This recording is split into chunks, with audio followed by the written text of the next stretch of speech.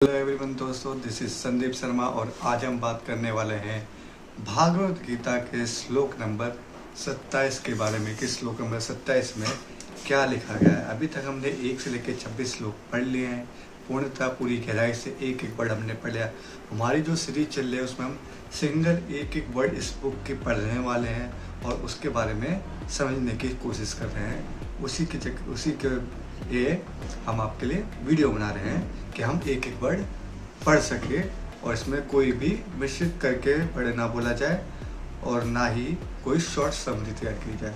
तो इसलिए पूरा व्याख्यान हम करने वाले हैं जिससे आप अच्छे से इसको समझ सकें कि इसके बारे में क्या लिखा हुआ है, इसके अंदर क्या लिखा हुआ है।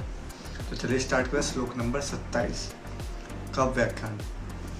पूर्व श्लोक के अनुसार अर्जुन जिनको देख चुके हैं उनके अतिरिक्त अर्जुन के आदि पिता प्रपितामह दुष्टुगुम्न, शिखंडी, सुरथ आदि साले, जयद्रथ आदि बहनोई तथा अन्य कई संबंधियों को दोनों सेनाओं में स्थित देखा। इन पदों में कहने का तात्पर्य है कि माता कुंती ने जिनको युद्ध करने के लिए संदेश भेजा और जिन्होंने सूरवीरता में आकार मेरे साथ 2 हाथ करने वाले कौन हैं। ऐसे मुख्य योद्धाओं को देखने के लिए भगवान श्री कृष्ण ने दोनों सेनाओं के बीच में रथ खड़ा करने की आज्ञा दी थी। वे ही कुंती नंदन अर्जुन अत्यंत कार्यता से युक्त हो जाते हैं। दोनों ही सेनाओं में जिनके और विधायक के संबंधी देखने से अर्जुन के मन में यह विचार आया कि युद्ध में चाहे इस पक्ष के लोग मारे जाए चाहे उस पक्ष के लोग मारे जाए, नुकसान हमारा ही होगा। कुल तो हमारा ही नष्ट होगा, संबंधी तो हमारे ही मारे जाएंगे। ऐसा विचार आने से अर्जुन की युद्ध की इच्छा तो मिट गई, भीतर में कायरता आ गई।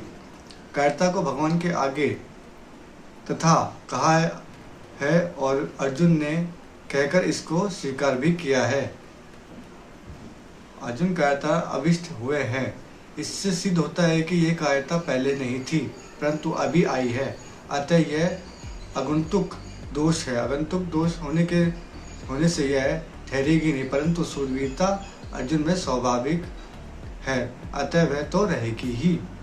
अत्यंत कायरता क्या है? बिना किसी कारण निंदा, तिरस्कार, अपमान करने वाले, दुख देने वाले, वैर भाव रखने वाले, नाश करने की चेष्टा करने वाले, दुर्योधन, दुशासन, शकुनी आदि अपने सामने युद्ध करने के लिए खड़े देखकर भी उनको मारने का विचार ना होना, उनका नाश करने का उद्योग ना करना, यह अत्यंत कायरतापूर्वक दोष है। यह अर्जुन को कायरतापूर्वक दोष ने ऐसा घेर लिया है कि जो अर्जुन आदि का अनिष्ट कर चाहने वाले और समय समय अनिष्ट करने का उद्योग करने वाले हैं, उन अधर्मियों पापियों पर भी अर्जुन का करुणा आ रही है।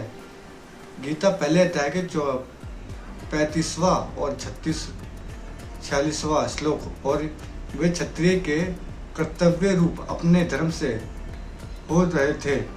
युद्ध के परिणाम में कुटुंबी कुल की देश की जय दशा होगी, इसको देखकर अर्जुन बहुत दुखी हो रहे थे और उस अवस्था में वे ये वचन बोलते हैं कि जिसका वर्णन आगे के श्लोक में किया गया है। तो ये श्लोक यहीं पे समाप्त होता है, श्लोक नंबर 27। इसके अंदर बताया गया है कि जब भगवान श्री कृष्ण ने अर्जुन का रथ दोनों सेनाओं के बीच में रखा तो अर्जुन दोनों सेनाओं को देख रहे थे और समझ रहे थे कि किसके विरुद्ध उनको युद्ध करना है। और ऐसा सोचने और समझने के बाद उनके मन में कायरता आ गई और युद्ध ना लड़ने का विचार करने लगे। उस विचार से उनको निकालने के लिए श्री कृष्ण आगे की महिमा बोलते हैं, वो आगे के श्लोकों में मिलता है। तो चलिए ये श्लोक समाप्त होता है यहीं पे।